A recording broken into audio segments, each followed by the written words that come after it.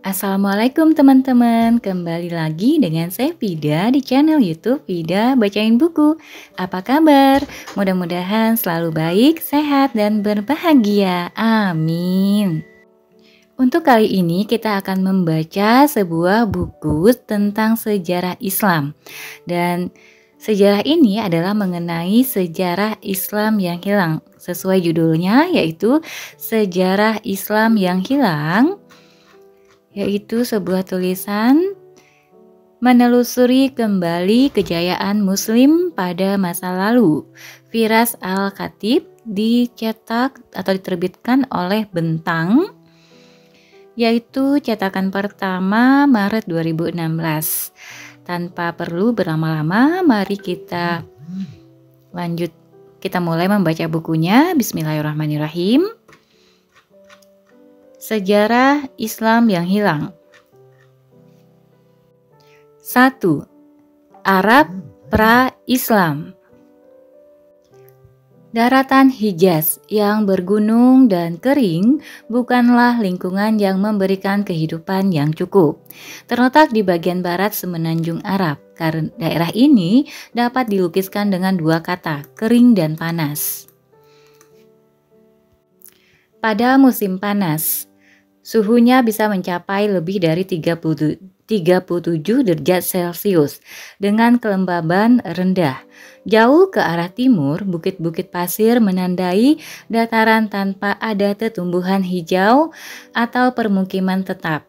Tetapi dari daratan yang kejam ini, pada awal 600-an Masehi, bangkit sebuah gerakan baru. Gerakan ini akan mengubah haluan sejarah semenanjung Arab dan dunia.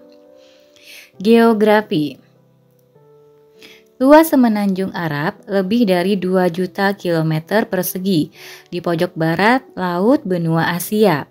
Letaknya yang di antara Asia, Afrika, dan Eropa membuat tanah ini memiliki hubungan unik dengan 3 benua dunia lama. Sekalipun posisinya strategis, Arab diabaikan sebagian besar orang luar.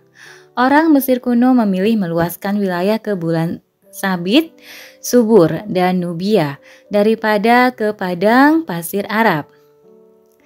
Alexander Agung hanya melintasinya pada 300-an sebelum Masehi dalam perjalanan ke Persia dan India.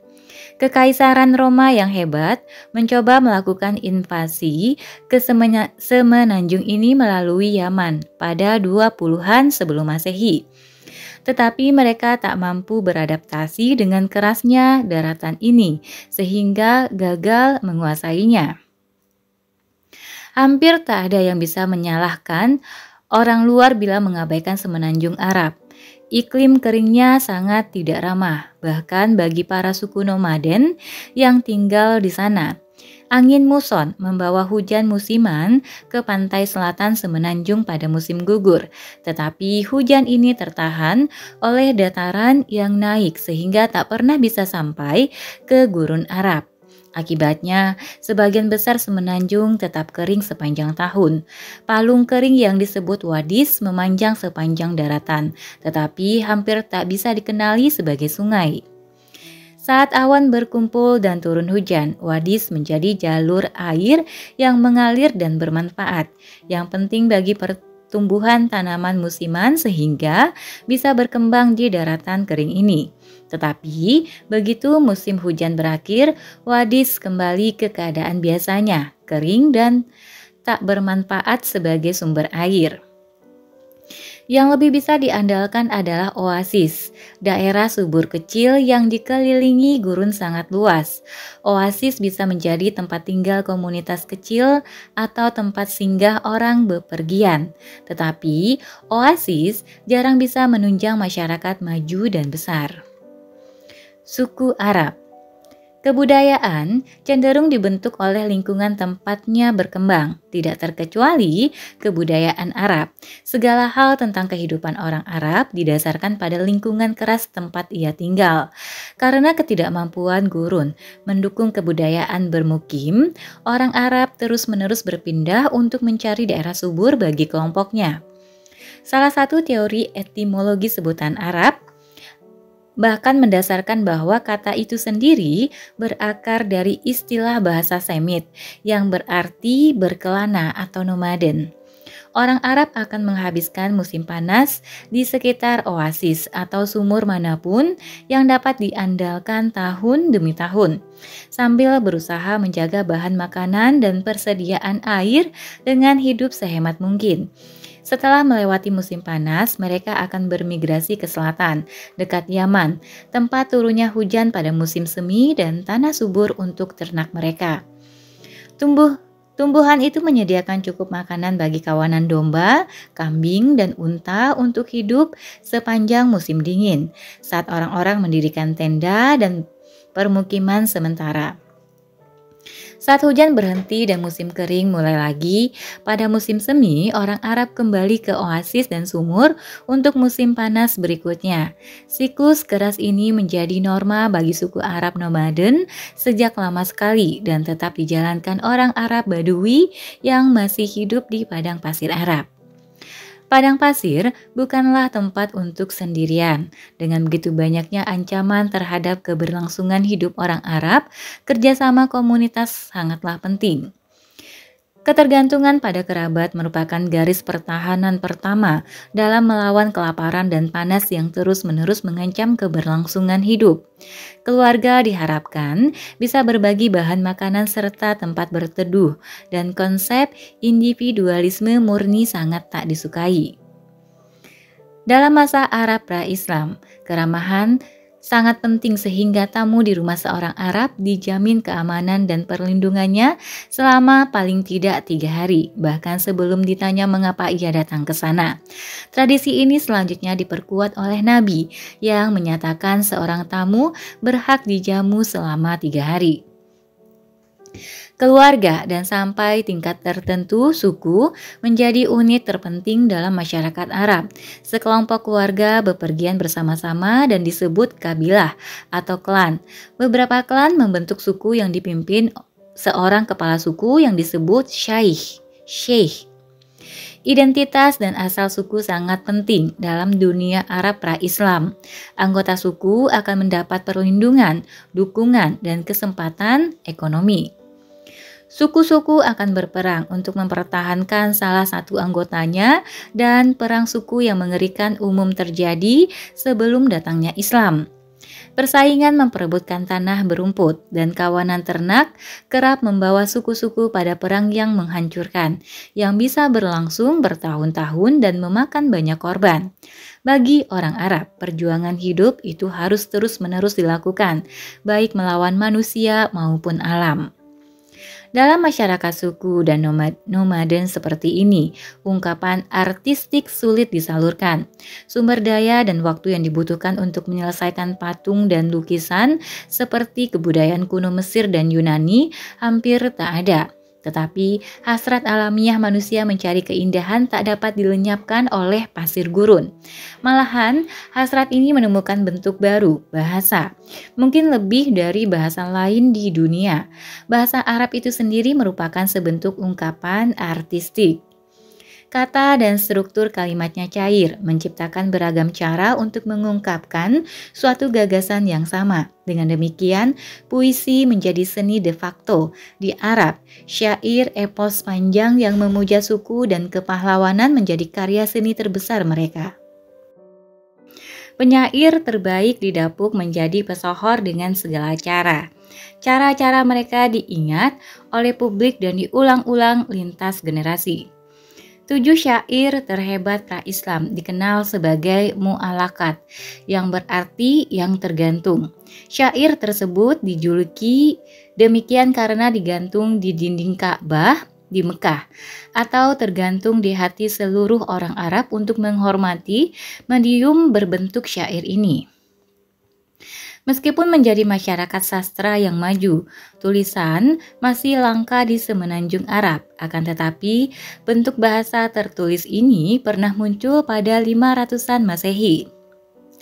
Hafalan sudah cukup bagi orang Arab yang mampu mengingat sajak ribuan baris sehingga dapat mengulanginya bagi generasi masa depan. Menghafal nantinya terbukti menjadi kecakapan vital begitu Islam datang di semenanjung ini pada 600-an Masehi. Berbicara tentang agama, orang Arab pra-Islam hampir semuanya politeis. Tradisi Islam meyakini Nabi Ibrahim, Abraham, dan anaknya Ismail membangun Ka'bah di lembah Mekah pada masa lalu sebagai rumah pemujaan satu Tuhan. Ka'bah dibangun dalam bentuk kotak di atas fondasi yang dibuat oleh manusia pertama, Adam. Dari tempat suci ini, Ismail bisa menyampaikan pesan monoteisme kepada bangsa Arab yang telah mengangkatnya sebagai bagian dari bangsa Arab sendiri. Tetapi selama berabad-abad, anak cucu Ismail mendistorsi ajaran monoteismenya. Patung batu dan kayu dibuat untuk menampilkan sifat-sifat Tuhan. Selanjutnya, mereka menampilkan Tuhan-Tuhan yang terpisah sama sekali. Menjelang kedatangan Nabi Muhammad, ada 360 Tuhan di Ka'bah. Pesan Ibrahim dan Ismail tak seluruhnya hilang dari ingatan orang Arab. Bahkan beberapa ajaran pokoknya masih berperan penting bagi masyarakat ini. Tentu saja, mereka masih mempercayai Tuhannya Ibrahim dan Ismail, yang dalam bahasa Arab disebut Allah. Tetapi mereka yakin bahwa Allah hanya satu dari banyak Tuhan yang ditampilkan lewat patung. Sistem kepercayaan ini melenceng jauh dari monoteisme ketat yang diajarkan kedua nabi tersebut, serta mencerminkan pengaruh agama Sumeria ke bagian utara. Masyarakat Kristen dan Yahudi yang terisolasi masih ada di dalam semenanjung Arab dan juga menghormati nabi-nabi tersebut. Tetapi itulah ujung kesamaan mereka. Penganut monoteisme yang tersebar di Arab cenderung menghindari asimilasi penuh dengan penganut politeisme Arab dan malah menciptakan masyarakat yang picik. Tetangga Arab. Meskipun berada jauh di gurun semenanjung Arab, jauh dari kebudayaan yang lebih maju, bangsa Arab tidaklah terisolasi dari para tetangganya sama sekali. Bangsa Romawi telah menjadi adik kuasa regional di sepanjang perbatasan utara semenanjung pada dekade awal Masehi. Dengan memadamkan banyak pemberontakan Yahudi di provinsi Suriah Palestina, Romawi menegakkan kendali mereka di wilayah tersebut. Bagi bangsa Arab Badui, hal ini berarti hadirnya mitra dagang yang kaya dan kuat di sebelah utara. Para pedagang secara berkala melintasi bagian barat semenanjung dari Yaman di selatan menuju Suriah di utara dengan memperdagangkan barang-barang dari tempat-tempat jauh seperti India dan Italia. Bangsa Romawi sudah puas bertahan di daerah yang lebih ramah dan familiar di bulan sabit subur dan membiarkan bangsa nomaden Arab melanjutkan perdagangan ke daerah-daerah yang lebih jauh. Di sebelah timur Laut Arab terdapat plato Iran, kebangkitan dinasti Dinasti Sassanid di Persia pada 200-an Masehi menghadirkan persaingan panjang antara Romawi dan Persia yang akan berdampak kepada bangsa Arab. Batas antara dua kekaisaran besar ini berubah-ubah, tetapi biasanya ada di gurun Suriah, semenanjung Arab sebelah utara, baik Romawi maupun Persia berusaha untuk mendapatkan keunggulan dengan memanfaatkan suku-suku Arab, biasanya yang telah memeluk agama Kristen, sebagai wakilnya. Bersemangat memanfaatkan konflik ini untuk kepentingan sendiri, persekutuan dua suku Arab pun berkembang menjadi negara sekutu demi kekuatan besar. Penguasa Ghassanid mendirikan kerajaan dalam bentuk yang sekarang terdiri atas Yordania, Suriah, dan Palestina. Kerajaan itu berfungsi sebagai penyangga bagi kekaisaran Romawi. Dengan cara yang sama, Lahmids mengontrol Mesopotamia Selatan dan melayani Persia. Kedua kerajaan Arab ini sangat dipengaruhi oleh majikannya yang menghabiskan banyak dana untuk mempersenjatai daerah taklukannya dalam menghadapi musuh. Tetapi Peperangan yang terus-menerus terjadi secara perlahan melemahkan seluruh pihak. Menjelang awal 600-an, Romawi dan Persia kelelahan akibat perang berpuluh tahun dan bersembunyi di balik kekuatan militernya. Ghassanid dan Lakhmid juga merasakan tekanan perang karena mereka hanya pion dalam konflik berkepanjangan ini, tetapi kebanyakan suku Arab menghindari konflik eksternal di antara kedua kekuatan imperial tersebut. Mereka lebih tertarik melanjutkan perdagangan yang menguntungkan dengan dua kekaisaran tersebut daripada membantu memutuskan pemenangnya. Di sebelah selatan Semenanjung terdapat kerajaan Aksum yang kuat di Abyssinia, Ethiopia sekarang ini. Berada di pegunungan Abyssinian, Aksum adalah negara perdagangan kuat yang menghubungkan kerajaan-kerajaan di pedalaman Afrika, rute Laut Samudra Hindia, dan bagian selatan Semenanjung Arab. Sebagai tempat persimpangan perdagangan, Aksum berpengaruh besar bagi perdagangan Arab yang berdagang dengan orang Aksum di Yaman. Seperti halnya Romawi, Aksum adalah kekaisaran Kristen yang bersitegang dengan Persia dalam beberapa kejadian. Pengendalian perdagangan melalui Yaman merupakan sumber konflik tanpa henti karena kedua belah pihak berusaha menjadikan para pemimpin lokal sebagai pengikutnya. Dalam globalisasi dunia yang meningkat pada awal 600-an, bangsa Arab sadar akan keberadaan para tetangga mereka dan terpengaruh oleh peristiwa-peristiwa yang terjadi di luar Semenanjung Arab. Menjadi persimpangan tiga negara besar menyebabkan mereka mahfum akan politik internasional dan memiliki keahlian memanfaatkan persaingan demi keuntungan mereka. Meski tinggal di lokasi yang berbahaya, bangsa Arab aman di tengah-tengah gurun. Mereka menyebut Semenanjung itu Jazirat al-Arab, yang berarti pulau bangsa Arab, menggambarkan betapa terisolasinya bangsa ini. Keterisolasian ini terbukti sangat bermanfaat. Lingkungan yang keras membuat tak satu pun negara-negara di sekelilingnya dapat menyerbu dan menduduki tanah Arab. Siklus pengembaraan tradisional dan cara hidup mereka sebagian besar tak terpengaruh oleh politik dan perang regional. Dalam lingkungan yang terlindung ini, sebuah gerakan akan bangkit pada awal 600-an. Gerakan tersebut akan berimplikasi besar bagi negara-negara sekitarnya dan akhirnya seluruh dunia. Gerakan ini akan mengubah nasib bangsa Arab selamanya dengan membangun dan memanfaatkan kemampuan uniknya serta membuang perilaku budaya negatif yang telah menjadikan mereka bangsa nomaden, pengembara dan suka berperang. Faktor geografi, iklim, dan politik bersama-sama menghadirkan lingkungan sempurna tempat Islam lebih cepat tumbuh menjadi kekuatan dunia dibanding gerakan agama atau kekaisaran manapun di dunia. Kekuatan itu akan menyapu padang gurun Arab, memasuki Romawi dan Persia yang sudah babak belur, menaklukkan berbagai wilayah dan mengasimilasi beragam bangsa, serta menciptakan imperium yang membentang dari Spanyol sampai India pada awal 700-an, terbesar di dunia saat itu. Pertumbuhan kekuasaan dan kebudayaan yang eksponensial belum terbayangkan oleh bangsa Arab pada awal 600-an. Mereka saat itu masih berjuang untuk bertahan hidup, tetapi semuanya dicapai karena kehadiran seseorang yang membawa pesan revolusioner dan janji bagi nasib baru bangsa Arab.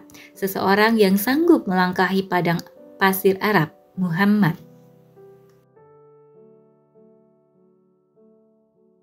Oke teman-teman, sampai di sini dulu untuk bab satunya. Nanti kita akan ketemu di bab 2, kehidupan sang nabi. Terima kasih untuk yang sudah mendengarkan. Semoga bermanfaat dan menghibur. Sampai jumpa. Assalamualaikum warahmatullahi wabarakatuh.